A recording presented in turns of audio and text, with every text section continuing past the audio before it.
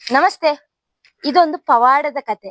Guruvayur temple ನಲ್ಲಿ ಆ ವ್ಯಕ್ತಿಯ ಜೀವನದಲ್ಲಿ ನಡೆದಂತ ಪವಾಡದ ಕತೆ.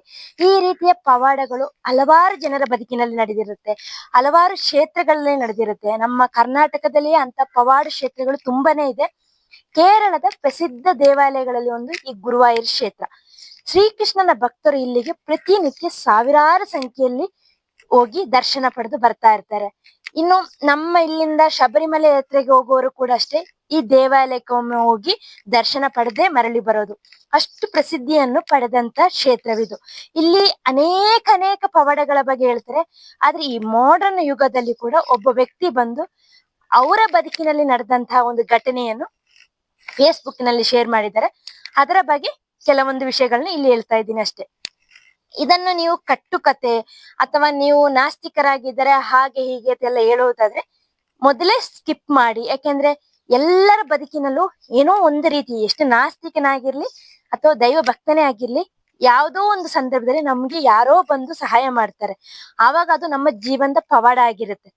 ನನ್ನ ಬದುಕಿನಲ್ಲೂ ಹೀಗೆ ಕೆಲವೊಂದು ಪವಾಡಗಳು ನಡೆದಿದೆ. ಈ ನಿಮ್ಮ ಬದುಕಿನಲ್ಲೂ ನಡೆದಿರುತ್ತೆ. ಈ ರೀತಿಯ ಪವಾಡಗಳು ನಿಮ್ಮ ಬದುಕಿನಲ್ಲೇ ನಡೆದಿದ್ದು ಇದನ್ನು ನೀವು ನನ್ನೊಂದಿಗೆ ಶೇರ್ ಮಾಡಿ ಈ ಚಾನೆಲ್ ಮೂಲಕ ವೀಕ್ಷಕರಿಗೆ ಹೇಳ ಬಯಸೋದಾದ್ರೆ ನನ್ನ ಇನ್ಸ್ಟಾ ಖಾತೆಗೆ ಹೋಗಿ ಮೆಸೇಜ್ಗೆ ಹಾಕಿ ಖಂಡಿತ ನಿಮಗೆ ರೆಸ್ಪಾಂಡ್ ಮಾಡ್ತೀನಿ. ಘೋಷ್ ವೈಷ್ಣವ್ ಎಂಬ ಇನ್ಸ್ಟಾ ಪೇಜಿಯಲ್ಲಿ ಇವರು ತಮಗಾದ ಅನುಭವದ ಬಗ್ಗೆ ಹೇಳ್ಕೊಂಡಿದ್ದಾರೆ. ಅದರಲ್ಲಿ ಅವರು ಹೇಳುವಂತೆ ಅವರು ವಿದೇಶಕ್ಕೆ ಕೆಲ್ಸಕ್ಕೆ ಹೋಗುವ ಎಲ್ಲಾ ಸಿದ್ಧತೆಗಳು ನಡೆದಿತ್ತು. ಎಲ್ಲ ಪಾಸ್ಪೋರ್ಟ್ ವೀಸಾ ಎಲ್ಲ ಸಿದ್ಧತೆಗಳಾಗಿ ಇನ್ನೇನು ಹೊರಡಕ್ಕೆ 2-3 ದಿನ ಇರುತ್ತೆ. ಫ್ರೆಂಡ್ಸ್ ಗಳಿಗೆ ಹೇಳಿರ್ತಾರೆ, ಮನೆಯವರಿಗೆಲ್ಲ ಹೇಳಿರ್ತಾರೆ. ತುಂಬಾ ಖುಷಿಯಾಗಿರುವ ಆ ಸಮಯದಲ್ಲಿ ಅವ್ರಿಗೆ ಒಂದು ಆಕ್ಸಿಡೆಂಟ್ ಆಗುತ್ತೆ.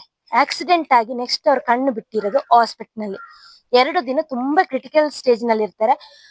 ಆವಾಗ ಡಾಕ್ಟರ್ ಹೇಳ್ತಾರೆ, ನಿಮ್ ಮಗ ಈಗ ಪ್ರಾಣಾಪಾಯದಿಂದೆಲ್ಲ ಪಾರಾಗಿದ್ದಾರೆ, ಆದ್ರೆ ಅವರಿಗೆ ಮಾತಾಡುವ ಒಂದು ಶಕ್ತಿ ಏನಿದೆ ಅದು ಹೋಗಿದೆ ಅಂತ. ಎಲ್ಲರಿಗೆ ಬೇಸರ ಆಗುತ್ತೆ. ಇವ್ರಂತೂ ಅದನ್ನ ಕೇಳಿ ತುಂಬಾ ಒಂದು ದುಃಖಕ್ಕೊಳಗಾಗ್ತಾರೆ. ಯಾಕಂದ್ರೆ ಇವ್ರು ತುಂಬಾ ಮಾತಾಡ್ತಿದ್ರು, ಎಲ್ಲರ ಜೊತೆ ಲವಲವಿಕೆಯಿಂದ ಇದ್ದಂತ ಒಂದು ವ್ಯಕ್ತಿ ಸಡನ್ ಇವರಿಗೆ ಮಾತಾಡುವ ಶಕ್ತಿಯೇ ಇಲ್ಲ ಅಂತ ಡಾಕ್ಟರ್ ಹೇಳಿದಾಗ ಮನಸ್ಸಿಗೆ ತುಂಬಾ ನೋವಾಗುತ್ತೆ.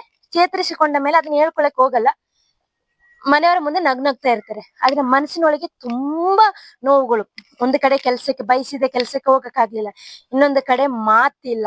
ಅವರನ್ನು ತುಂಬಾ ಮಾನಸಿಕವಾಗಿ ಕುಗ್ಗಿಸ್ದೆ ಎಷ್ಟೋ ಬಾರಿ ಯೋಚನೆ ಮಾಡ್ತಾರೆ, ನಾನು ಏಕೆ ಬದುಕಿರ್ಬೇಕು ಅಂತ. ಹೀಗಿರುವಾಗ ಅವರನ್ನು ಅವರ ಮನೆಯವರು ಗುರುವಾಯೂರ್ ಕ್ಷೇತ್ರಕ್ಕೆ ದರ್ಶನಕ್ಕೆ ಕರ್ಕೊಂಡು ಹೋಗ್ತಾರೆ. ಎಲ್ಲ ಮಗ ಎಲ್ಲ ಚೆನ್ನಾಗಾದ್ರೆ ಕ್ಷೇತ್ರಕ್ಕೆ ಬಂದು ಪೂಜೆ ಸಲ್ಲಿಸ್ತೀನಿ ಅಂತ ಹೇಳಿ ಇರ್ತಾರೆ, ಕರ್ಕೊಂಡು ಹೋಗ್ತಾರೆ. ಹಾಗೆ ಹೋದಾಗ ಇವ್ರಿಗೆ ಅಲ್ಲಿ ಒಂಥರ ಮನಸ್ಸೇನೋ ಒಂಥರ ಆಗುತ್ತೆ, ಇನ್ನೂ ಕಸಿವಿಸಿ ಆಗುತ್ತೆ.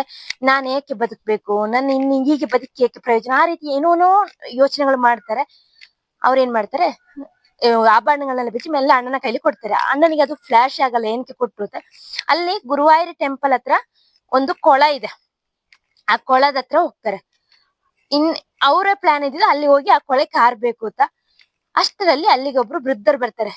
ಸಡನ್ ಹಿಂಗೆ ಏನು ಎತ್ತ ಅಂತ ಕೇಳುವಾಗ ಇವ್ನಿಗೆ ಮಾತು ಬರಲ್ಲ. ಬಟ್ ಅವರು ಹೇಳ್ತಾರೆ, ನಿನ್ನ ಕಷ್ಟಗಳು ಮನೆಯವರೆಲ್ಲ ಹೇಳುದು ಕೇಳಿದ್ದೆ, ನಿಂಗೆ ಮಾತು ಬರಲ್ಲ, ಇಲ್ಲಿ ಏನ್ ಮಾಡು, ನೀನ್ ಹೋಗ್ಬಿಟ್ಟು ಶಯನ ಪ್ರದರ್ಶನ ಹಾಕಿ ಬಂದು ಒಂದ್ ದೇವರಿಗೆ ನಮಸ್ಕಾರ, ನಿಂಗೆಲ್ಲ ಒಳ್ಳೇದಾಗುತ್ತೆ ಬದುಕಲ್ಲಿ ಅಂತ ಹೇಳ್ತಾರಂತೆ. ಸರಿ, ಅಲ್ಲಿಂದ ವಾಪಸ್ ಬಂದ ಹುಡುಗ ಶಯನ ಪ್ರದರ್ಶನ ಹಾಕ್ತಾರೆ.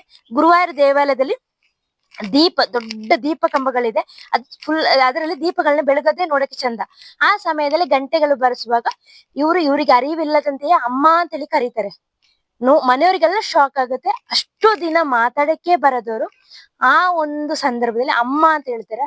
ಅವ್ರು ಇವತ್ತು ಕೇರಳದಲ್ಲಿ ಒಂದು ನೋನ್ ಸೋಷಿಯಲ್ ಮೀಡಿಯಾ ಇನ್ಫ್ಲುಯೆನ್ಸರ್ ಆಗಿದ್ದಾರೆ. ತುಂಬಾ ಚೆನ್ನಾಗಿ ಮಾತಾಡ್ತಾರೆ. ಎಲ್ಲರೂ ಅವ್ರನ್ನ ಗುರ್ತಿಸದೆ ಅವರ ಮಾತಿನಿಂದ. ಅವ್ರಿಗೆ ಹೇಳ್ತಿದ್ದಾರೆ, ನನಗೆ ನನ್ನ ಮಾತು ಮರಳಿ ಕೊಟ್ಟಿದ್ದು ಆ ಕ್ಷೇತ್ರ ಅಂತ. ಹೀಗೆ ನಿಮ್ಮ ಬದುಕಿನಲ್ಲಿ ಈಗ ಹಲವಾರು ಪವಾಡಗಳು ನಡೆದಿರುತ್ತೆ. ಮಂತ್ರಾಲಯದಲ್ಲಿ ನಡೆದಿರುತ್ತೆ, ಕೆಲವೊಂದು ದೈವ ಕ್ಷೇತ್ರಗಳಲ್ಲಿ ನಡೆದಿರುತ್ತೆ. ಸೂರ್ಯ ಟೆಂಪಲ್ ಎಲ್ಲ ಹೋದ್ರೆ ಅಲ್ಲಿ ಹೇಳಕ್ಕೆ 108 ಪವಾಡಗಳ ಕಥೆ ಇರುತ್ತೆ. ಈಗ ಪ್ರತಿಯೊಂದು ಸಣ್ಣ ಕ್ಷೇತ್ರವಾದ್ರು ಅಥವಾ ಹೆಚ್ಚು ಜನರಿಗೆ ಪರಿಚಯ ಇಲ್ಲದ ಕ್ಷೇತ್ರ ಆದ್ರೂ ಅಲ್ಲಿಯ ಪವಾಡಗಳು ಕೆಲವರಿಗೆ ಅನುಭವಕ್ಕೆ ಬಂದಿರುತ್ತೆ. ಇಂತಹ ಪವಾಡಗಳು ನಮಗೊಂಥರ ಹೊಸ ಚೇತರಿಕೆ ನೀಡುತ್ತೆ. ಈ ಕಥೆಗಳನ್ನ ಕೇಳುವಾಗ ಹೌದು, ಯಾಕಂದ್ರೆ ನನ್ ಬದುಕಿನಲ್ಲಿ ಈಗ ಏನೋ ಒಂದು ಪವಾಡ ಆಗತ್ತೆ, ಈ ರೀತಿ ಮಿರಾಕಲ್ ನನ್ನ ಬದುಕನ್ನು ಬದಲಾಯಿಸುತ್ತೆ ಎಂಬ ಒಂದು ಚೇತರಿಕೆ ನೀಡುತ್ತದಲ್ಲ, ಅದೇ ಬೆಸ್ಟ್. ಹಾಗಾಗಿ ನೆಗೆಟಿವ್ ಕಮೆಂಟ್ ಎಲ್ಲ ಬದಿಗತ್ತಿ ಒಂದು ಪಾಸಿಟಿವ್ ವೈಬಿಗೋಸ್ಕರ ನಿಮ್ಮಲ್ಲಿ ಏನಾದ್ರೂ ಆ ರೀತಿ ಒಂದು ಪವಾಡಗಳಾಗಿದ್ರೆ ಖಂಡಿತ ಶೇರ್ ಮಾಡಿ. ನಾನು ಅದನ್ನು ನಮ್ಮ ವೀಕ್ಷಕರೊಂದಿಗೆ ಹಂಚಿಕೊಳ್ಳುತ್ತೀನಿ. Thank you.